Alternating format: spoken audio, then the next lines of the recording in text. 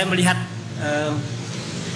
rancangan undang-undang perubahan tentang desa ini dari dua sisi, yaitu pertama dari sisi negara hukum ya, dan dari sisi hak asasi manusia ya. Lalu yang kedua dari sisi sosial legal, bahwa hukum dibuat untuk pemberdayaan masyarakat, bukan pemberdayaan aparatur desa ya. Dari yang pertama terkait dengan masa jabatan kepala desa, saya kira dari 3 kali 6 tahun sampai dengan 18 tahun, 2 kali 9 sampai dengan 18, itu hanya akal-akalan dari aparatur desa ya. Mudah-mudahan tidak ada konspirasi, tidak ada kepentingan. Ingat bahwa hukum itu adalah kepentingan. Mari kita lihat dari yang paling tinggi ya, Pancasila ya, kemudian Undang-Undang Dasar ya, sampai paling bawah itu rata-rata jabatan itu adalah 5 tahun. Mengapa rancangan undang desa atau Pemda itu ada keistimewaan di situ ya?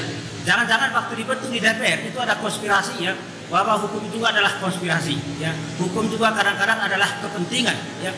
Jadi kita menghindari itu. Nah, kemudian dari sisi negara hukum ya, itu tadi 5 tahun terus sampai bawah, sampai tingkat desa ya.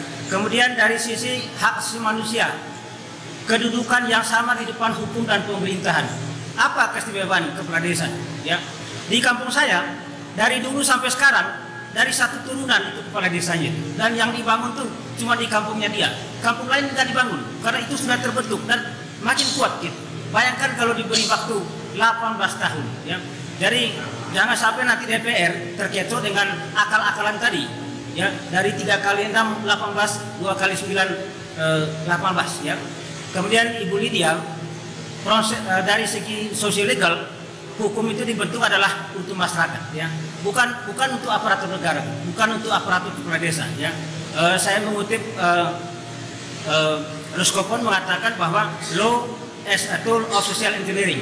Hukum itu memberdayakan, salah satunya memberdayakan ya, ketahanan pangan misalnya, dari kemiskinan, dari pengangguran. Itulah sebenarnya dana-dana itu dibuat undang-undang itu untuk memberdayakan. Memberdayakan siapa? Masyarakat. Kemudian yang kedua ya, ini yang terakhir adalah Lord Acton mengatakan power tends to corrupt ya.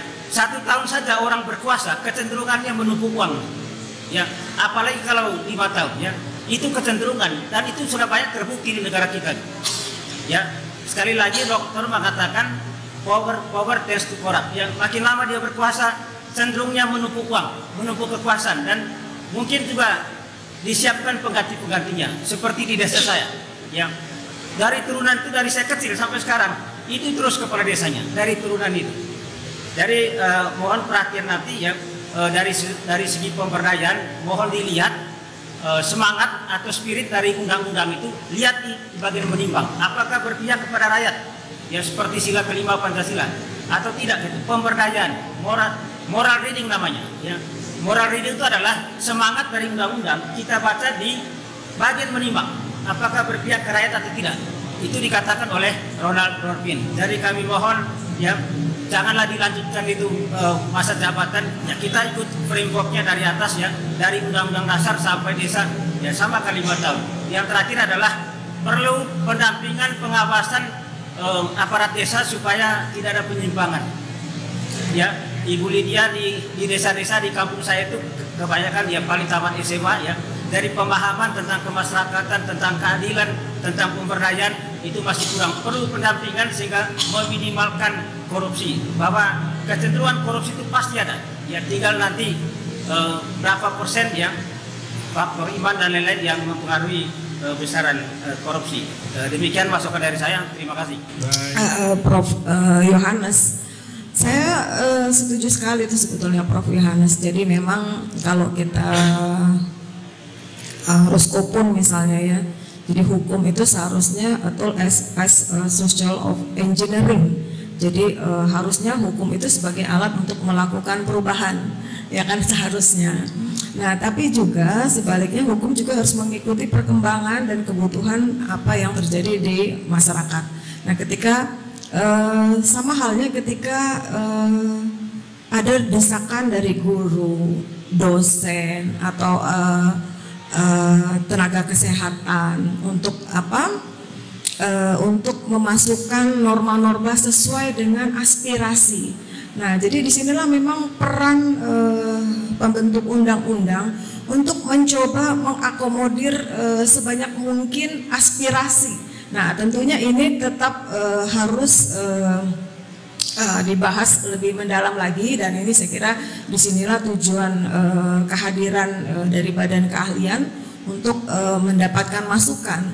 Sekiranya misalnya tidak 9 tahun atau tidak 6 tahun, nah tentunya ini juga kami perlu masukan kira-kira argumentasinya apa, karena ini juga memang kebutuhan dari APDESI, dari asosiasi seluruh aparat kepala desa di seluruh Indonesia. Jadi sebetulnya memang ketika dibalik ini sudah menjadi kesepakatan, ini diterima. Jadi memang kalau kami dari Badan Keahlian memang di satu sisi kami ini bisa menjadi penjahit, tapi di sisi yang lain mohon maaf kami memang bisa menjadi desainer, kami bisa menentukan bahan baju, model baju yang cocok itu harus seperti apa, tapi bisa jadi user sudah menentukan ini loh model yang kami mau, ini loh bahan yang kami sudah dikasih bahan. Nah itu kadang di satu sisi seperti itu. Tapi yang pasti memang namanya undang-undang ini kan ada produk politik.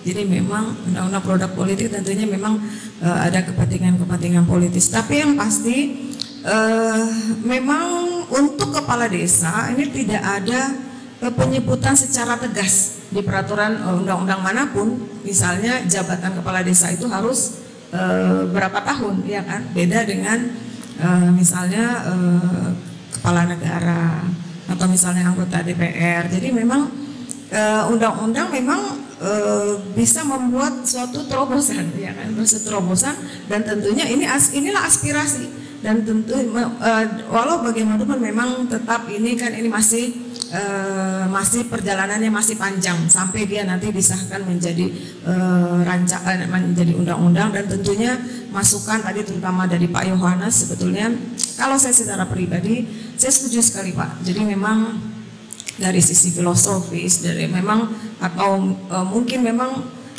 ketika orang semakin lama memegang jabatan memang tentu korup ya.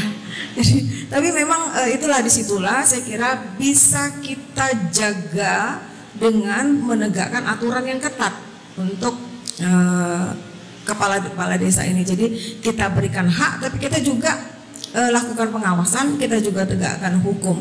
Jadi memang alasan utamanya ketika 9 tahun itu disetujui itu tadi pertimbangannya memang memberikan waktu yang panjang bagi kepala desa untuk membangun desanya dan untuk